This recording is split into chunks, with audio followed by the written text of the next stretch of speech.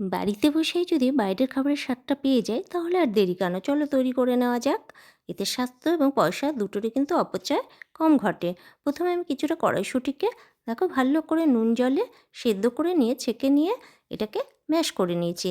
তারপর এর সঙ্গে মিশিয়েছি কিছুটা বেসন, একটু সুজি, অল্প একটুখানি কর্নফ্লাওয়ার, একটু পেঁয়াজ কুচি, লঙ্কা কুচি, গ্রেট করে রাখা আদা, কাশ্মীরি লঙ্কার গুঁড়ো, একটু জোয়ান, একটু সাদা তেল, একটু নুন, বেকিং পাউডার, গোলমরিচের গুঁড়ো, একটু সাদা তেল, আর হচ্ছে জোয়ান, আর সবশেষে দিয়েছি একটু ধনেপাতা।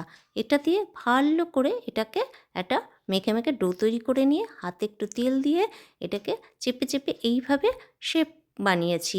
তারপর কড়াইতে তেল গরম করে এগুলোকে এক এক করে ব্রাউন কালার করে ভেজে নিয়ে তুলে নিয়েছি। ব্যাস তৈরি হয়ে গেল দুর্দান্ত স্বাদের একটা কড়াইশুঁটির চপ, যা চা বা কফির সঙ্গে খেতে অসাধারণ লাগে।